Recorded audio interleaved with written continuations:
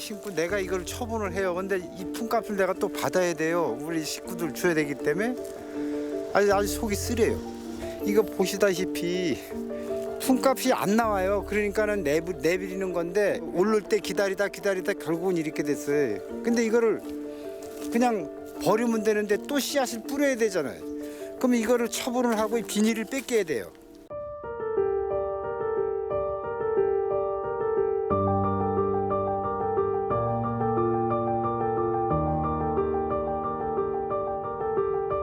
내가 심어놓고 내가 수확을 해서 품값은 받고 해야 되는데 버리는 것까지 내가 돈을 받고 해야 되니 작년에도 무파동이 나서 이 내면 바닥에 농사꾼 세 분이 진짜 마지막까지 이제 생을 다한 사람이 있어요. 세 분이 진짜 아유 제가 이 일을 하지만은 아유 내가 왜 오늘 이런 일을 내가 해야 되냐.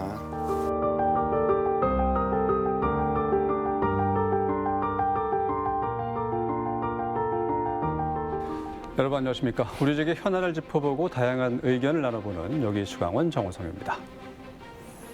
강원도는 해발 600m 이상의 고지대와 여름철 서늘한 기온 그리고 큰 일교차와 풍부한 일조량 등으로 고랭지 농업이 발달해 왔는데요. 그런데 최근에 종잡을 수 없는 기후 변화와 가격 폭락까지 겹치면서 강원도 고랭지 농업이 큰 타격을 받고 있습니다. 여기 수강원, 오늘은 강원도 고랭지 농업의 현실과 어떤 대책이 필요한지 살펴보겠습니다. 춘천 MBC 김준겸 기자와 함께하죠. 안녕하십니까? 안녕하십니까? 네, 김 기자, 강원도는 여름 배추의 주산지로 꼽히는데 이 수확을 포기하는 농가가 늘고 있다고 들었어요. 홍천의 고랭지 농가를 직접 다녀왔는데 현장 분위기 어땠습니까? 네, 지난달 27일 홍천 율전리에 위치한 해발 650m 하뱃제 마을 정상에 다녀왔습니다. 네. 이곳 원래 이맘때면 이 풍년을 맞은 농민분들이 한바구음을 지으면서 배추를 뽑고 있어야 하는 시기인데요. 올해는 전혀 아니었습니다. 가장 먼저 취재진이 거기 도착하자마자 이 코를 찌르는 듯한 배추 썩는 냄새가 풍겨오더라고요. 축구장 4개 면적에 달하는 드넓은 밭이 이 푸른 배춧빛이 아니라 온통 노란색, 갈색, 썩은 배추로 나뒹굴고 있었습니다. 네. 농민들은 정말 자식처럼 정성 들여 예쁘게 키운 배추를 예쁘게 수확해서 포장하는 게 아니라 이걸 대형 트랙터를 몰고 와서 멀쩡한 배추들을 그대로 짓이기면서 전부 밭을 갈아엎고 있었습니다. 네. 수확의 기쁨으로 넘쳐야 하는 시기인데 마을 전체가 온통 초상집 분위기였습니다. 네, 김 기자의 말처럼 마을 정체가 초상집처럼 무겁고 참담한 분위기라는 게 현장의 분위기를 말해주고 있는 것 같은데 농민들의 시름 정말 이만저만이 아니었을 것 같아요.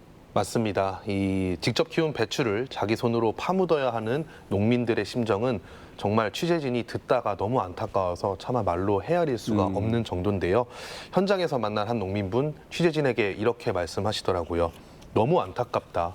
내가 정말 공들여서 자식처럼 키운 배추를 갈아엎는 이 일을 지금 내가 왜 해야 하는지 모르겠다면서 예. 씁쓸한 표정으로 더는 말을 잊지 못하시더라고요. 옆에서 인터뷰를 지켜보던 마을 이장님도 한마디 거드리셨습니다. 모든 영농자재 비료니 뭐 농산 모든 값은 다 올라갑니다. 영농자재는 20-30%씩이요. 해마다 올라뛰는데 이건 거꾸로 농산물은 20-30%씩 떨어져요.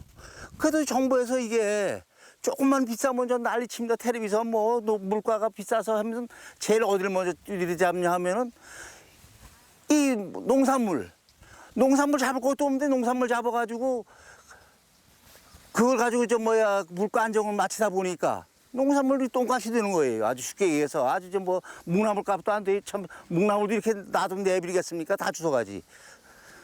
그 옆에 지나가는 사람도 이거 주워가려도 겁시나 못 주워가요. 하도 안타까워서 다 그냥 썩어도. 농사의 희망을 품고 파종을 했는데 그럼 적어도 본전이라도 뽑아야 되는 거 아니냐면서 지금 이 배추밭을 예시로 들면서 네. 농업이라는 산업 자체가 정말 홍천에서는 벼랑 끝에 몰려있는 시기라고 한마디 더 덧붙이셨습니다. 네, 농민의 그동안에 흘린 땀방울이 뭐 무산된 거나 마찬가지인데 이렇게 애지중지 키운 배추를 시장에 내놓지도 못하고 갈아엎는 이유가 뭘까요? 네, 한마디로 수확을 할수록 오히려 빚이 쌓이는 구조가 반복되고 있기 때문입니다. 농민분들의 인터뷰에 따르면 배추 한 상자를 수확해서 포장하고 시장에 내다 파는 비용이 약 10,000원 선이라고 합니다. 네. 그런데 이걸 내다 파는 값이라 하죠. 즉 산지 거래가는 1,500원에서 4,000원에 불과하다고 합니다. 괴리가 크네요. 그렇죠. 즉 한 상자를 출하할 때마다 농민 지갑에서 최소 6,000원의 손해가 계속 발생하고 있는 건데요. 예. 게다가 아시다시피 최근 몇 년 사이에 뭐 비료값, 그리고 재료값, 농약값, 그리고 외국인 노동자 인건비까지 폭등을 하고 있는데 이렇게 판매가가 폭락을 하고 있다 보니까 농민들이 버틸 재간이 없는 겁니다. 네. 자, 이게 끝이 아닙니다. 여기에 최근 요즘 많이 덥죠. 그리고 그렇죠. 덥기 전에는 비가 많이 왔잖아요. 네.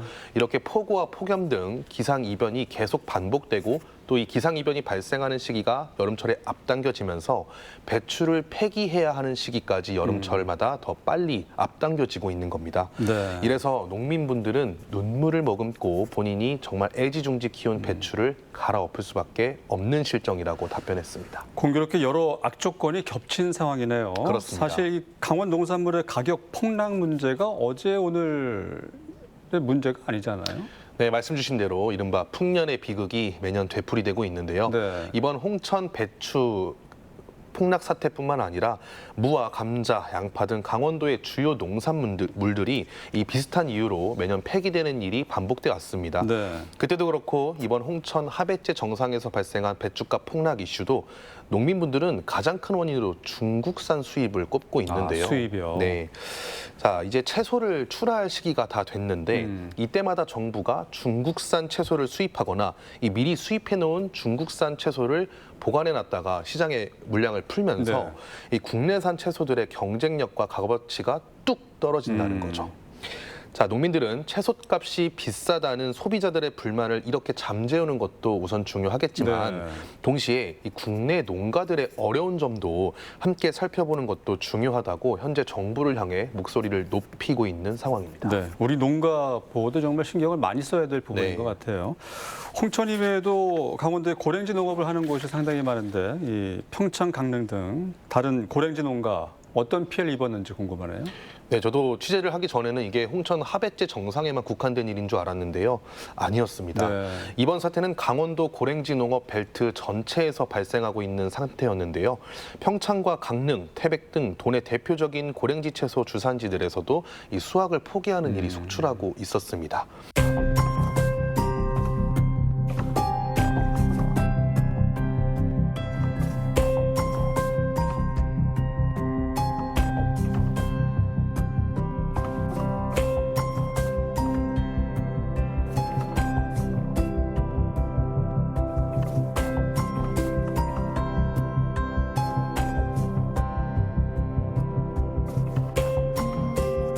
농사 짓고 밭대기를 팔았는데 병이 오고 그래가지고 출하를 못 시키고 이거는 집에서 좀 먹으려고 따는 거예요.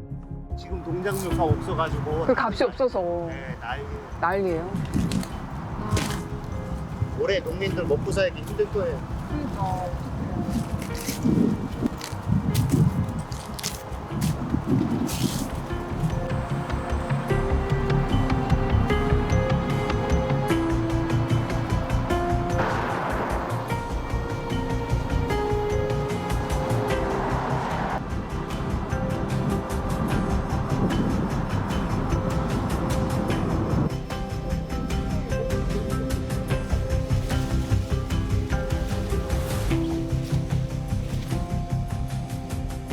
또 한전에는 2,600평을 한 출하를 했고 올해 이제 무를 6,500평을 심었습니다. 출하할 때는 어떤 데는 그 출하 비용이 안 나온 것도 있고 최하로는 이제 2,000원까지 내가 어제 아침에 보니 2,000원까지 나왔고 2,000원 받으면 수확 포기해야죠. 2,000원, 3,000원, 4,000원 받으면은 수확을 포기해야 돼요. 그럼 너무 낮아도 이거 뭐 조금 낮는 게 아니고 너무 낮으니까 이런 문제가 생기는 거예요.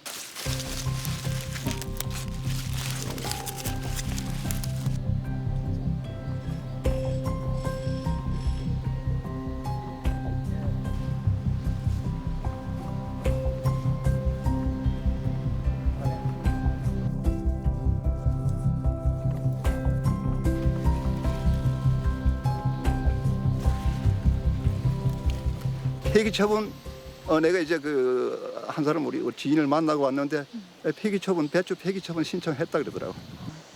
그 가격이 없으면 가격이라도 이렇게 받쳐주면은 힘이 들더라고. 그런데 이거는 뭐 가격이 없어도 너무 없는 거야. 이거는 뭐 작년 올해 해가지고 2년 동안 완전 바닥 시즌에 이거 뭐 생산비는 고소하고 그날 출하는 그 출하 비용이 안 나올 때가 있으니까 우리나라 그래 물가가 안정됐다고 얘기할 수 있겠습니까?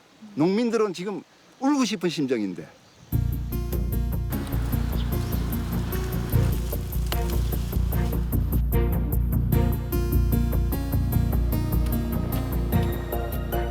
모든 거를 왜 농산물 그 가격을 가지고 안정을 시켜가지고 물가를 잡으려 하고 그럼 농민만 피해보는 거 아닙니까? 한번 생각해 보세요. 우리나라가 큰 이렇게 톱니바퀴 우리나라가 국가가 돌아가는데 그 톱니바퀴 요만한 농민이 숫자도 얼마 안 돼. 그래 요만한 톱니바퀴 이빨이 하나 나가면은요 그 큰 톱니바퀴가 안 돌아가요. 그럼 우리나라 전체가 피해보는 거 아닙니까? 어떤 그 이럴 때 대책을 안 세워주고 지금 대책 세워줘야죠.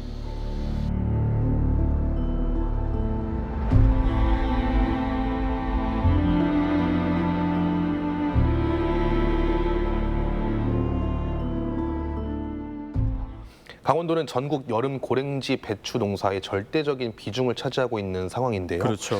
만약에 이 농가들이 무너지면 당장 이번 겨울철 국가 전체의 배추 수급망에도 아주 큰 악영향을 미칠 수밖에 없는 상황입니다. 네. 개별 농가의 불운으로 치부할 게 아니라 강원도와 그리고 전국 농업이 전체적으로 흔들릴 수 있는 그런 문제로 이 문제를 접근해야 된다는 목소리가 커지고 있습니다. 네. 이렇게 한 해 농사를 망치면 농민들의 생활에 큰 지장이 따를 것 같은데 해당 지자체나 정부의 뭐 보상 대책 같은 건 따로 없습니까?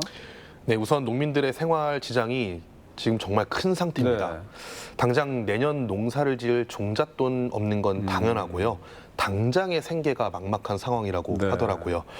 영농대출 이자도 갚기 어려운 실정인데 이렇게 악재와 악재가 계속되다 보니까 이번에 피해를 본 홍천 하배제 일대에서 삶을 비관해 삶을 좀 포기하는 경우도 속출하고 있었습니다. 아, 그렇군요. 작년에도 홍천에서 배추 농사를 하는 농민분 한 분, 그리고 올해도 농사를 망쳤다고 생각한 배추 농민 한 분이 극단적인 선택을 하는 일까지 현재 현장에서는 벌어지고 있는 안타까운 상황입니다. 자, 그럼 이렇게 최악의 상황으로 진행되고 있는데 정부의 보상은 어떤지 한번 살펴봤습니다. 대책이 있는데요. 현실과는 거리가 멀었습니다.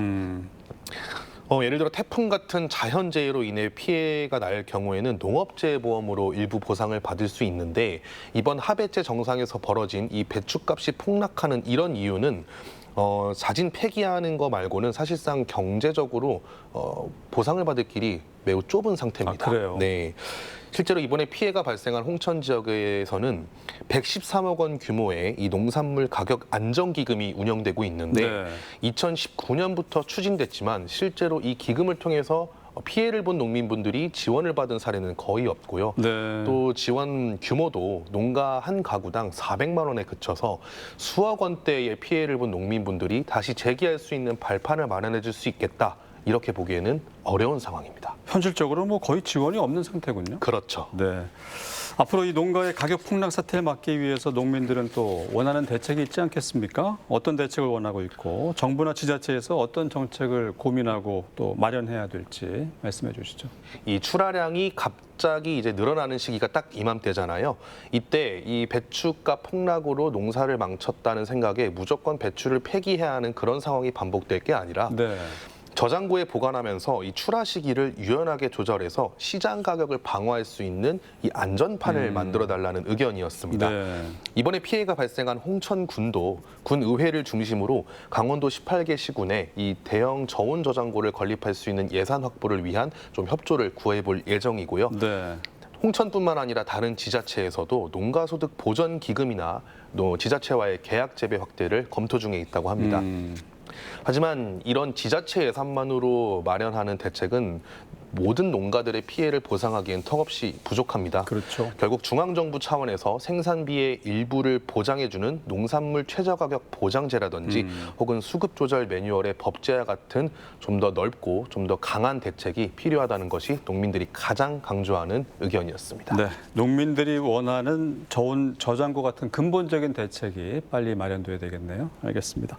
고랭지 농가의 시름을 덜어줄 지원이 절실한 상황인데 가격 폭락과 이상 기후가 반복되는 만큼 근본적인 대책 꼭 마련했으면 좋겠습니다. 김준겸 기자와 함께했습니다. 오늘 말씀 고맙습니다. 고맙습니다.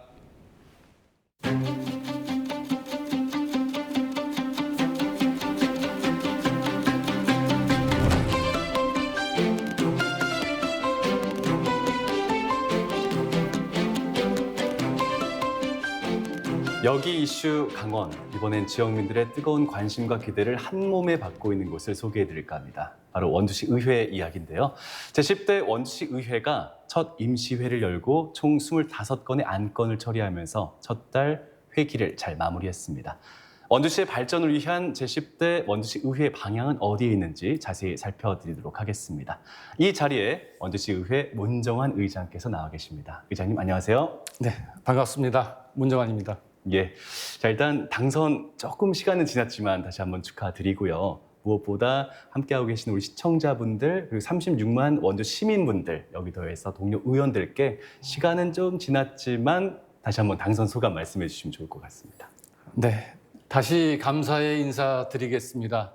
지난 6.3 지방선거에서 36만 시민과 원주시를 위해 일할 수 있는 4년간을 다시 허락해 주신 시민들께 감사드립니다. 그리고 26분의 우리 원주시 의원님들이 원주시 의장이라는 중책을 믿고 맡겨주신 데에 대해서도 의원님들께 감사의 인사를 드립니다. 네, 다시 한번 축하드립니다. 네, 고맙습니다. 특히 이번이 이제 의원께서 원래 4분이었는데 네. 26분으로 2분이 늘어난 첫 의회 아니겠습니까? 네, 네. 예, 그만큼 이제 책임감이 정말 가장 좀 중대하게 느껴지실 시기일 것 같은데요. 이번 10대 의회 슬로건을요, 시민의 오늘을 살피고 원주의 내일을 준비하는 의회다라고 뽑아주셨습니다. 의장님께서 생각하시는 제10대 의회의 가장 핵심적인 변화는 어디서부터 이렇게 나올 수 있다고 생각하시나요? 일단 시민과 함께하는 시민을 위해서 우리 원주시의회는 네. 존재한다. 이런 정치적 효능감을 예. 원주 시민들께 느끼게 해드리고 싶었습니다. 우리가 정책을 만들 때 예. 시민들과 소통하면서 시민들 삶에 실질적인 도움이 되는 조례나 재정을 만들기 위해서 시민들과 소통을 하고 그리고 같은 목소리로 예산을 만들고 예. 조례를 만들려면 우리 의원들과 한 목소리를 내야 되는 화합이 필요합니다. 맞습니다. 그리고 조례와 재정을 만들었으면 정책적 예산의 네. 어떤 그 효과가 예. 우리 시민 삶에 어떤 변화를 주었는가까지 확인하는 그런 책임 의정을 하겠다는 약속으로 우리가 네. 그런 슬로건을 정했습니다. 그렇군요. 여기서 이제 말씀해 주신 거, 방금 강조해 주신 여러 가지 사항들이 있었는데 특히 이제 이 시의회 의장께서 해내셔야 될 가장 중요한 책임 중에 하나가 다른 생각을 갖고 있고 다른 의견을 내고 있는 의원들의 목소리를 한 곳으로 이렇게 집중시키는 거 아니겠습니까? 예. 그 집중시키는 전략은 또 어디에 있다고 생각하시나요? 저희가 네. 36만 명의 생각을 26분의 의원님들이 주장을 하니까 네. 다양한 목소리가 나올 수밖에 없겠죠. 그렇죠. 근데 그 목소리 중에서도 우리가 어떤 특정 계층이나 그 특정 단체의 그 네. 기득권을 위한 행정이나 예산이 아니라 우리 오직 원주시와 네. 시민들을 위한 정책과 예산을 위한 그런 한 목소리로 저희가 집중을 해야 된다고 생각을 하고 있습니다. 네. 저희가 다양한 목소리를 담되 네. 방향성은 하나로 나올 수밖에 없다. 그 하나가 바로 시와 시민을 위한다. 원주시와 원주 시민분들을 위한 예, 예. 곳이다라고 정리를 네, 해주시네요. 그렇습니다. 그렇군요. 특히 이번 이제 10대 의회 구성 같은 경우에 있어서 초선 의원분들의 좀 비율이 월등히 높다 보니까 먼저 시민분들께서 이분들의 전문성을 어떻게 좀 강화를 시킬지 궁금해 하시더라고요. 그러다 보니까 같이 나오는 게 정책 지원관 같은 경우에는 뭐 인원이 좀 더 확충될지 궁금해하는 것 같고 여기 더해서 의회 사무국은 또 운영을 어떻게 잘 꾸려 나가실지 그걸 이제 의장님께서 이쯤에서 한번 정리를 해주시면 더 좋지 않을까 생각이 듭니다. 네네. 저희 원주시 의회의 26분의 의원님 네. 중에 15분의 의원님이 초선이세요. 그러니까요. 네, 그래서 그런 우려를 하시는 목소리도 있지만 네. 반면에 저희 의원님들이 예. 의회에 들어오기 전에 각자의 분야에서 전문성을 가지고 일하셨던 분들이기 때문에 예. 그런 우려는 좀 안 하셔도 되겠다 이런 예. 말씀을 드리고요. 전문성은 걱정하지 마셔라. 네. 예. 그럼에도 불구하고 각자의 전문성을 가지고 있던 사회와 원주시 네. 의회는 좀 다를 수가 있기 때문에 저희가 의원 역량 강화 교육을 많이 준비하고 있습니다. 네. 예를 들어서 저희 원주시 의회는 두 교섭단체가 있어요. 네. 더불어민주당, 국민의힘. 네. 근데 각자 우리가 9대 때는 각자 활동을 했었는데 네. 이번 10대에서는 각 교섭단체가 협의하에 예. 의원 전체 교육을 이미 실행을 했습니다. 아, 이게 그렇습니까? 첫 사례일 거고요. 네. 아마 이게 협치의 첫 출발점이라고 또 생각을 하고 있습니다. 예. 그리고 제가 이제 의장이 돼서 예. 우리 의회의 조직이나 그다음에 정책 지원관들의 분포나 이런 거를 좀 변화를 주려고 했었는데 네. 지금 의회 인사권은 독립이 돼 있지만 네. 예산권이나 조직에 대한 운영권, 구성권 같은 경우는 아직 저희 지방의회에 넘어와 있지가 않아요. 그래서 네. 제가 지방의회법 제정을 촉구하는 네. 기자회견도 했었고요. 그런 지방의회법이 빨리 제정이 된다는 목소리를 낸 이유이기도 합니다. 저희가 지금 할 수 있는 게 없어요. 이미 아직 그러니까 완전한 이 자율성을 보장받지 못하고 있는. 네, 그래서 반쪽짜리 지방자치다라는 그렇구나. 평가를 해서 나오고 있습니다. 네, 저희 시의원들이 의정 활동을 할 때 의정 활동의 꽃이라고 말할 수 있는 게 예. 시정질문, 행정사무 감사, 네. 뭐 5분 발언, 각종 건의안, 그다음에 조례제정 등이 있는데 예. 사실 저희가 10대, 9대 때는 행정사무 조사라는 특위 가동을 하지 않았었어요. 근데 제가 특위위원장을 하면서 예. 행정사무 조사를 한 이유는 행정사무 감사 때 네. 이미 시설관리공단에 대한 행정사무 감사가 있었습니다.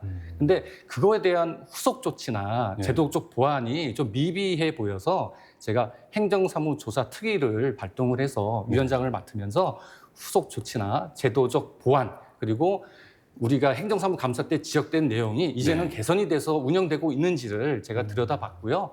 많은 부분이 보완이 됐었지만 여전히 관행적으로 이어지는 잘못된 행정도 있었다. 네. 그래서 우리 10대 원주시의회에서는 이런 잘못된 행정이 관행이라는 핑계 아래에 계속 이어진다면 언제든지 저희가 송곳 같은 행정사무 조사를 네. 진행할 수 있다라는 말씀을 드리겠습니다. 그렇군요.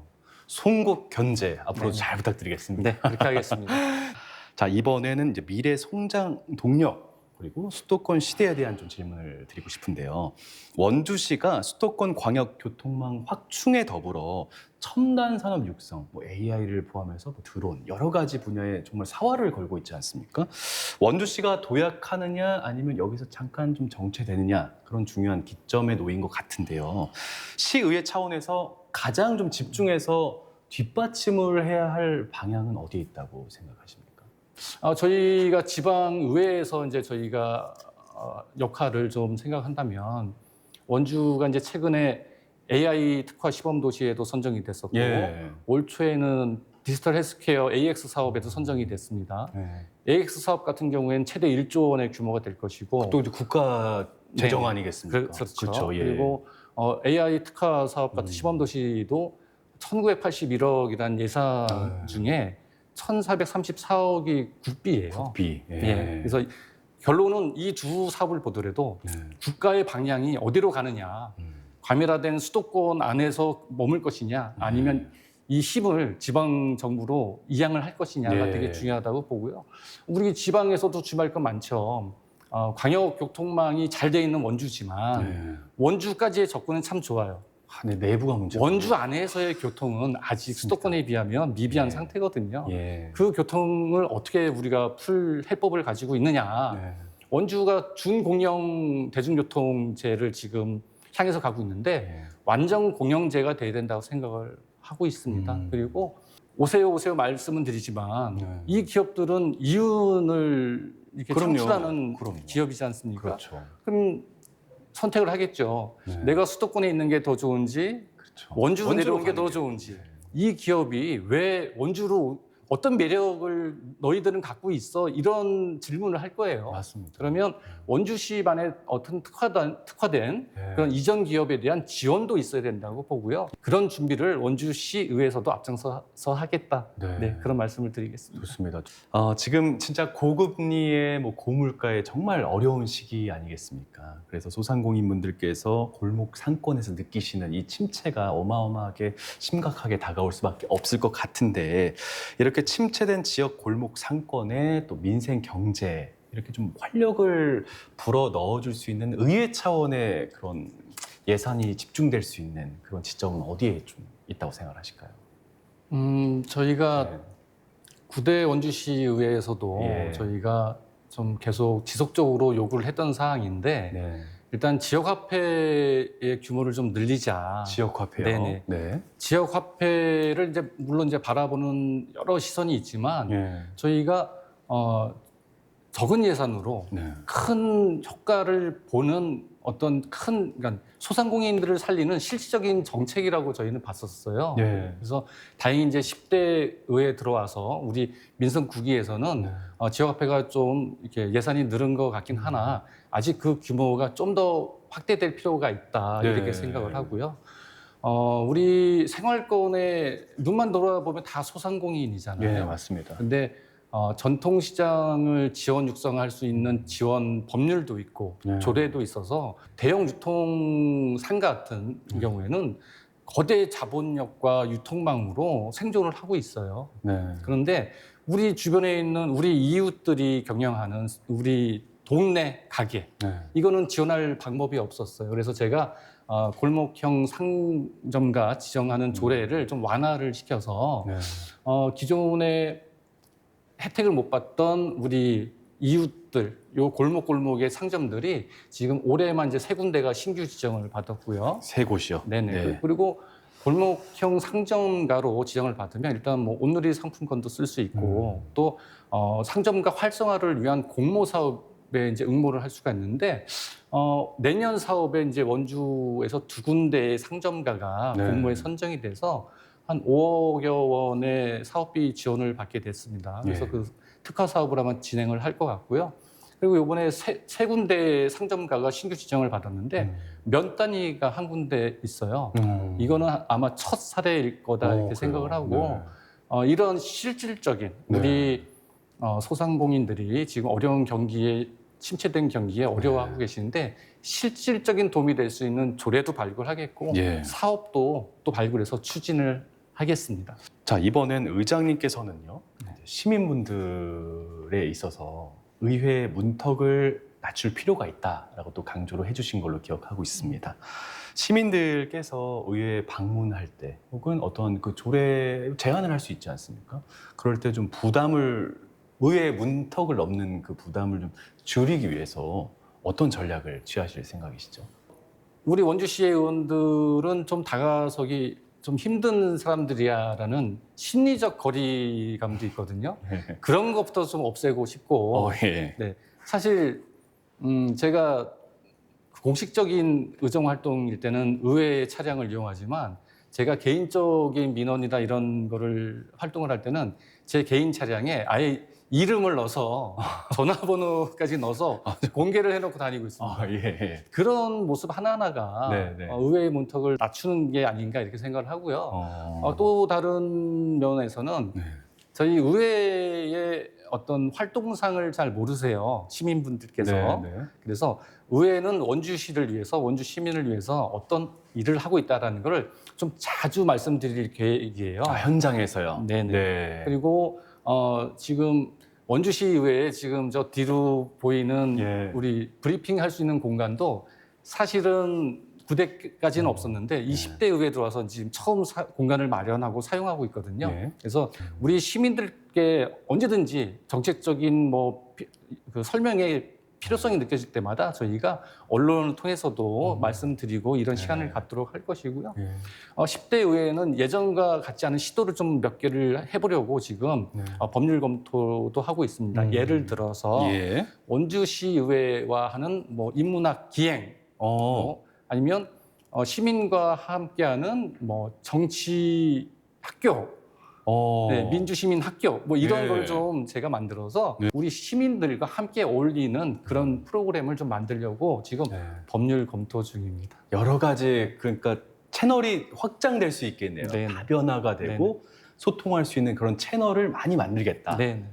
자, 이렇게 해서 오늘 귀한 시간을 내어주셨는데요. 끝으로 우리 함께하고 계신 시청자분들 포함해서 36만 원주 시민분들께 꼭 좀 한 말씀 올리고 싶다면 자유롭게 좀 풀어주시죠. 36만 원주 시민 여러분, 2년간 우리 원주시 의원들이 일을 얼마나 열심히 하는지 표를 달라고 약속을 할 때 내걸었던 공약은 제대로 이행하는지 지켜봐 주시고요. 잘못한 부분은 엄하게 꾸짖어 주시고 잘한 부분이 있다면 칭찬해 주십시오. 그러면 우리 26분의 의원님들 더 신명나게 우리 시민과 시를 위해서 일할 것입니다. 삼복더위가 연일 이어지고 있습니다. 원주 시민 여러분, 더위에 건강 조심하시고요. 시청하시는 모든 분들 가정에 건강과 행운이 함께 하시길 기원드리겠습니다. 고맙습니다. 자, 시민들께서 직접 체감할 수 있는 변화와 발전을 위해서 그 역할과 사명을 다해주는 제10대 원주시 의회가 되길 진심으로 바라보겠습니다. 자, 오늘 이 자리 원주시 의회 문정환 의장과 함께했습니다. 오늘 말씀 고맙습니다. 네, 고맙습니다.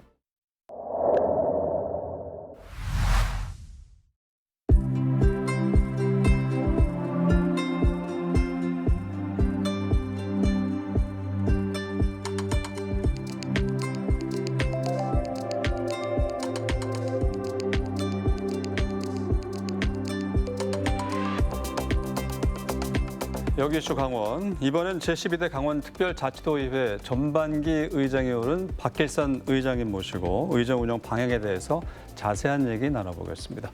의장님 오셨습니다. 안녕하십니까? 예, 안녕하십니까? 네, 의장님이 9대 11대 도의원회에서 이번에 3선하셨네요. 네.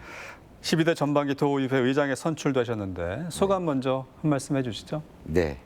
삼선 의원으로 의정 활동을 이어오면서 여러 역할을 맡아왔지만 의장이라는 그 자리는 그 어느 때보다 무거운 책임감을 느끼게 합니다. 개인의 영광이기보다 150만 도민을 위해 더 큰 책임을 맡았다는 마음으로 임하고 있습니다.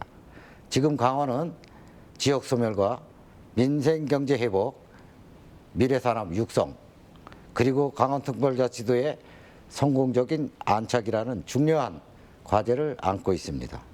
이러한 시기에 의장을 맡게 된 만큼 도민의 기대에 부응할 수 있도록 앞으로 현장의 목소리에 더욱 기울이며 신뢰받는 강원특별자치도 의회 의장이 되겠습니다.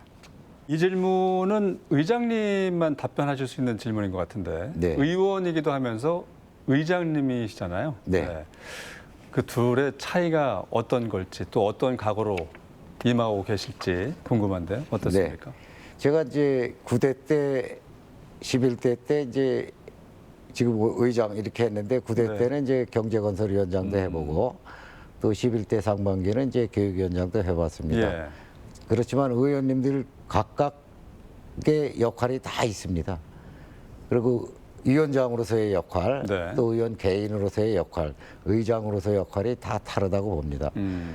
일단은 이제 의원 개인은 어느 소속의 위원회에 속해 있고 각 위원회에서 이제 맡은 바 소임이 있는데 그걸 충실히 할 때 위원회가 빛나고 또 의장으로서는 54명의 의원들이 각자 지역구에서 역할을 최대한도로 하고 민생 현장을 살펴서 그분들이 최대한 역량을 발휘해서 강원도민들에게 좀 더 가까운 의원이 될 수 있도록 뒷받침해주고 네. 7개 상임위원회가 원만하고 매끄럽게 돌아갈 수 있게끔 지원해주는 게 의장의 역할이라고 생각합니다. 네. 협치와 통합의 역할도 크시잖아요. 네. 이번 의회에서 그게 또 강조되는 상황이기도 하고. 네. 뭐 특히 강조하신 뭐 통합의 슬로건이나 어떤 게 있을까요? 이번에 그 의회는 이제 24대 30이라는 의회로 다 구성됐습니다. 네. 그래서 어느 한쪽이 의사결정할 수 있는 그런 상황이 아니고 그렇죠. 양쪽 대표단이 또 저 포함해서 서로 협치하고 네. 상생할 수 있도록 그 원구성을 했어요. 음. 특히 그 민주당에서 상임위원장을 맡은 데는 우리 국민의힘이 부위원장을 맡고 국민의힘이 상임위원장을 맡은 데는 또 더불어민주당이 부위원장을 맡고 그래서 서로 네. 소통하고 협력하고 하는 모습이 너무 보기 좋았고 네. 훌륭하게 구성이 됐다고 생각됩니다. 네, 전반기 원구성이 아주 원만하게 잘 예. 이루어져서 네. 의장님도 한숨 놓으셨겠어요. 예, 저도 아주 그런 부분에 대해서 아주 흐뭇하고 네. 또 의원님들이 역량이 많이 높아져서 네. 그런 부분에 대해서 감사하게 생각하고 있습니다. 네, 첫 회기 때 의원분들에게 강조하신 말씀은 특히 어떤 게 있을까요? 이번 그 12대 때는 그 일하는 의회, 일하는 의회. 품격 있는 의회, 네. 또 미래를 생각하는 의회로 이렇게 이끌어가고자 하고 있습니다. 알겠습니다. 일하는 의회는 네. 현장에 답이 있다는 생각으로 민원 현장에서 의원님들이 직접 부딪히고 민생 현장에서 그분들의 욕구를 갖다 충분히 정책에 반영해서 보다 만족도 높은 삶의 질 개선을 위해서 노력하고 있고요. 그다음에 품격 있는 의회는 청렴과 신뢰를 바탕으로 서로 존중하고 소통하는 의회입니다. 의원 행동강령 자문을 강화해서 네. 청렴 시스템을 정착시키고 갑질과 직장 내 괴롭힘, 성희롱 예방 교육을 체계적으로 실시해서 서로 존중하는 건강한 의회 문화를 만들겠습니다. 네. 미래를 생각하는 의회는 변화하는 시대를 준비하는 의회입니다. 디지털 혁신 의정 시스템 의원과 의원별 AI 보좌관 시스템 도입을 추진하고 강원의 미래 전략 산업에 대한 정책 연구도 더욱 강화하겠습니다. 이런 구조가 구호에 그치지 않고 도민께서 의회의 변화를 직접 체감할 수 있도록 책임 있는 의정 활동으로 그 기대에 반드시 보답하도록 하겠습니다. 네. 도민을 위해서 일하고 구설수에 오르지 않는 품격 있는 의회, 예, 미래를 대비하는. 네. 알겠습니다. 도와 도의회는 아무래도 서로 머리를 맞대고 민생 현안 해결을 위해서 협치를 해야 하는 관계인데요. 의장단 우상호 도지사 소통을 원활하게 이어오고 계신지요? 어떻습니까? 네. 개원 이후에 우상호 도지사님과 여러 공식 일정을 함께하며 자연스럽게 소통을 이어오고 있습니다. 특히 개원식 이후에는 강원 발전과 도민의 행복이라는 공통 목표를 가지고 있다는 점을 서로 확인했고 네. 앞으로도 긴밀히 소통하며 협력하기로 뜻을 모았습니다.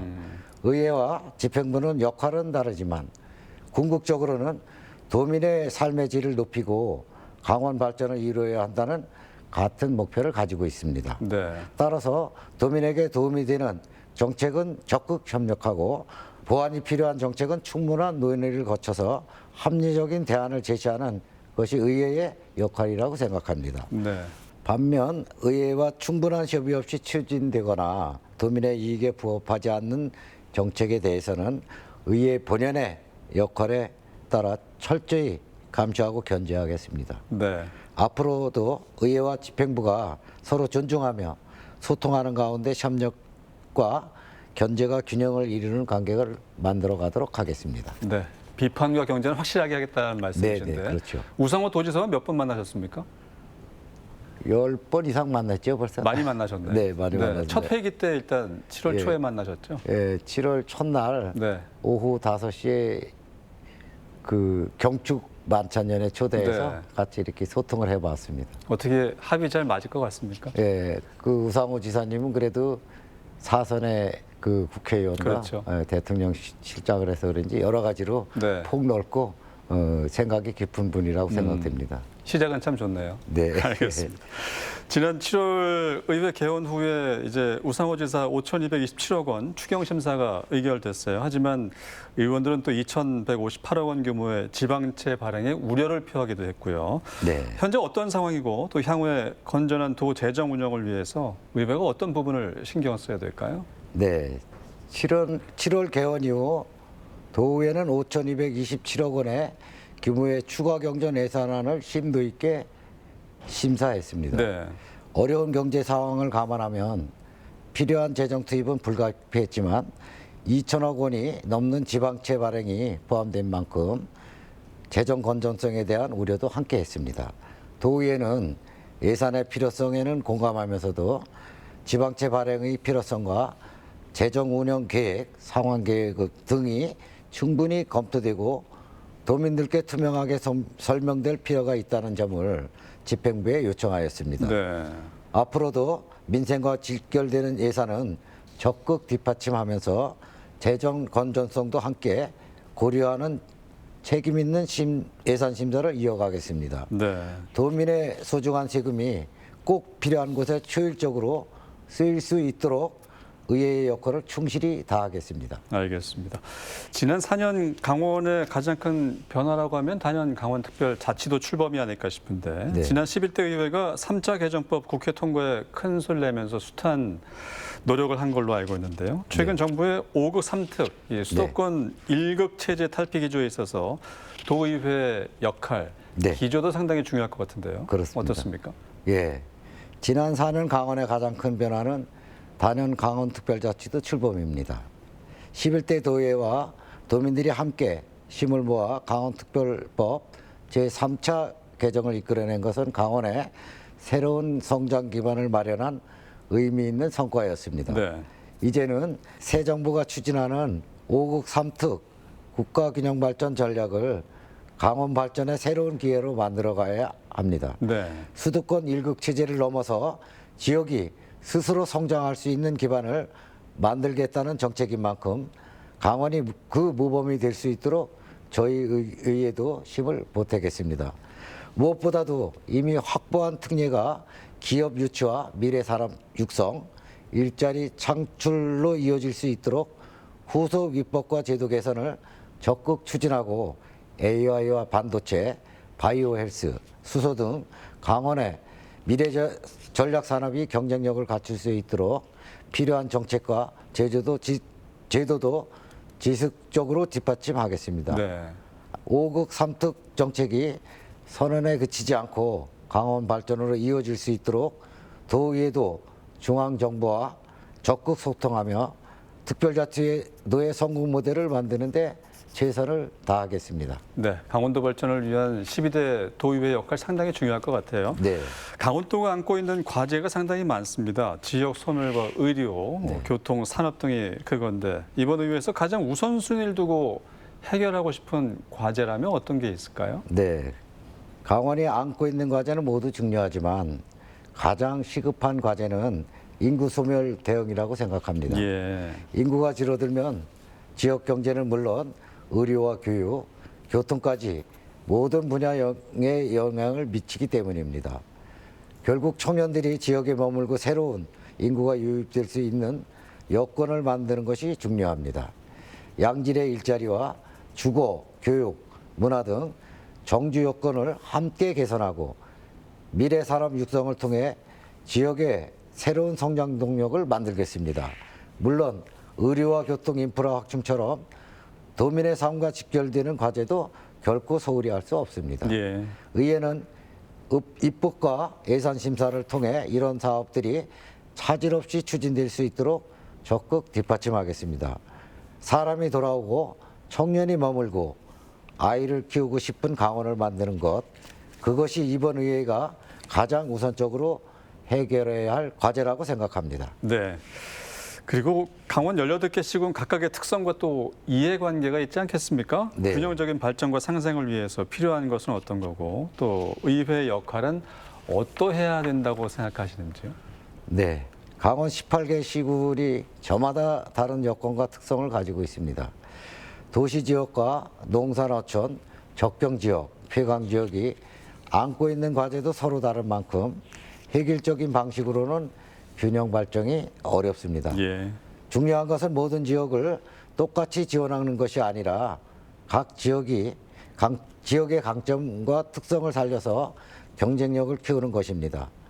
미래 산업이 필요한 지역은 산업 기반을, 관광 자원이 풍부한 지역은 관광을, 적경 지역은 규제 개선과 특화 발전을 통해 지역별 맞춤형 발전 전략을 추진해야 합니다.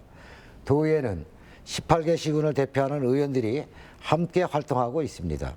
각 지역의 다양한 목소리를 충분히 듣고 상임위원회 활동과 예산 심사 과정에 균형 있게 반영하는 것이 의회의 중요한 역할입니다. 네. 앞으로도 강원 전체가 함께 성장할 수 있도록 지역 간 균형과 상생을 최우선에 두고 의정 활동을 펼쳐나가겠습니다. 네. 강원도 내에서도 지역 균형 발전이 상당히 중요하니까요. 네, 그렇습니다. 앞으로 그 역할 네. 기대해 보겠습니다. 강원도 의원으로 첫 발을 내디딘 지 12년 됐습니다. 도의회 변화와 혁신 어떤 부분들이 체감이 되시는지 궁금하고요. 이번 의장 임기를 통해서 꼭 이루고자 하는 목표도 있지 않겠습니까? 어떤 네네. 건지 마무리 말씀과 함께 네. 부탁드리죠. 제가 처음 도의원이 되실 때와 비교하면 강원특별자치도의회는 많이 달라졌습니다. 인사권 독립과 정책 지원관 제도 도입으로 의회의 전문성과 독립성이 한층 강화됐고 예. 강원특별자치도 출범으로 의회의 역할과 책임도 더욱 커졌습니다. 이제는 이러한 제도적 변화가 도민이 체감하는 변화로 이루어져야 할 때입니다. 제가 이번 의장 임기 동안 꼭 이루고 싶은 것이 바로 도민이 체감하는 의회를 만드는 것입니다. 특례가 실제 지역 발전으로 이어지고 청년들이 지역에 정착하며 지역 경제에 활력이 더해지는 변화를 만드는 데 의회가 제 역할을 다하겠습니다. 임기가 끝났을 때 도민들께서 정말 일하는 의회였다. 도민 곁에서 제 역할을 한 의회였다라고 평가해 주신다면 그것이 의장으로서 가장 큰 보람일 것입니다. 네. 시청자 여러분, 그리고 도민 여러분, 앞으로도 제12대 강원특별자치도 의회를 따뜻한 관심으로 지켜봐 주시고 부족한 점은 따끔하게 질책해 주시며 잘한 일에는 아낌없는 격려와 응원을 부탁드립니다. 감사합니다. 네. 이루고자 하는 목표 꼭 이루시길 바라겠습니다. 지금까지 강원특별자치도의회 박길선 도의장과 함께했습니다. 오늘 말씀 고맙습니다. 예, 감사합니다. 네, 집행부를 감시 비판하되 지역 발전과 민생 정책에는 대화와 타협으로 협력하는 것이 바로 의회의 역할이죠. 통합과 협력, 소통의 정치로 도민의 삶에 맞춘 책임 있는 의정 활동을 기대해 보도록 하겠습니다. 여기 시광원, 이번 주 순서는 여기서 인사드리겠습니다. 다음 주에 또 다른 주제로 찾아오죠. 시청해 주신 여러분 고맙습니다.